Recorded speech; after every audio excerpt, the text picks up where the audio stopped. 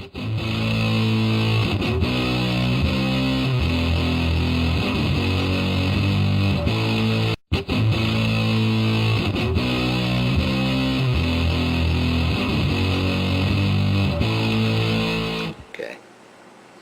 I wear this shirt to bring out which million ears, people that make millions of dollars, own corporations. I bring this out because the facts are that we have a few dirty cops that ruin it for the cops that are trying to do the right thing.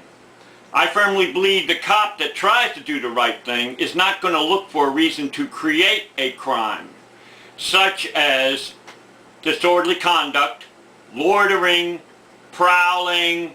I would challenge also trespassing is a favorite one of the cops, especially when they try to get somebody on something. It is a common conspiracy. And what was done to me, I was at the Bay County Library in Panama City, Florida, and all I tried to do was safeguard my fellow citizens, which I got a pamphlet from the Bay County Library that said, watch out for any suspicious activities, especially since 9/11 possible terrorist activities, of where I was trying to safeguard my fellow Americans, where a green laser was pointed in my eyes, which I reasonably suspiciously believe was done on purpose because they knew about my modus operandi. When I saw anything wrong, I would immediately call the cops. Having the laser there could pinpoint exactly. They'd call up the dispatchers and say, expect a call from this Jim Bike man here. So what happens is I do that, and next thing I know, there's a conspiracy to keep me out of the library. I was trespassed by the library, from the library. I'm not talking about the rock blocks. I'm not talking about a bar where I get in fights or anything like that. I even have a sign on my bike that says, be nice. So, as I said, I am not against cops. I hate dirty cops. I think about the number of innocent people that have been terrorized by them.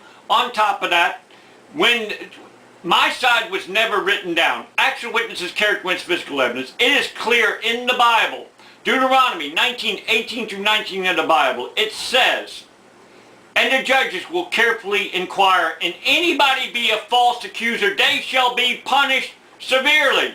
Then we can go to Exodus of the Bible, Exodus 20:16, where it says one of the 10 commandments is, thou shalt not bear false witness against anybody, and that you shall punish them severely. Well, what happens is when, if a cop has not been there in the first place, why does he automatically decide who he's going to give the papers to decide who the victim is? And not only on top of that, when a cop declares somebody a victim, it further victimizes the true victim, because if he tries to find out about the victim, the aggressor in the first place, he can get charges put on him like tampering with an official witness or stalking a official witness, which is felonies on top of that. Not only that, if a girlfriend decided he wanted to fuck your girlfriend or something like that, all he's got to do is get a squabble going and then declare the female that he wants to pull a bush bond on as a victim. Therefore, the true victim in the situation is forbidden from being able to even ask, honey, why did you do this to me? Because then he's got a separate charge on him. I reasonably believe that the state attorney's office, when there's a victim, they coach them, if you get any kind of direct or indirect contact from the so-called aggressor, then we have another charge. It was done to O.J. Simpson, where all he was trying to do, chances are he didn't have a tape recorder at the time. If he would have had a tape recorder and recorded him in good faith going to the cops to try and get his memorabilia back, which is probably worth thousands and thousands of dollars, well, they turn around and they make him the aggressor, and by making him the aggressor, he could not, and declaring the people that stole his shit, the memorabilia, as victims, he had a further charge on him because indirectly he made comments about the people that violated him in the first place, and then he's got a separate felony charge on him. So as I said, there are common techniques. This is in the name of Larry Finch. Let's not forget that he got thrown in jail over 100 times for just quietly drinking a beer, yet the motherfucking Panama City goddamn clowns would allow an Oktoberfest to where they would let thousands of people go down the road in missiles that are over 3,000 pounds that could kill a bunch of people. Not only that, Mr. Businessman is told, please don't sue the police department anytime they have an alcohol permit. Now what I'm trying to figure out here is why is it they're not, when a cop does that, he's an American terrorist. And this is not just from me, this is from 876 of the Florida statutes. This is also from bribery, which is 838 of the Florida statutes.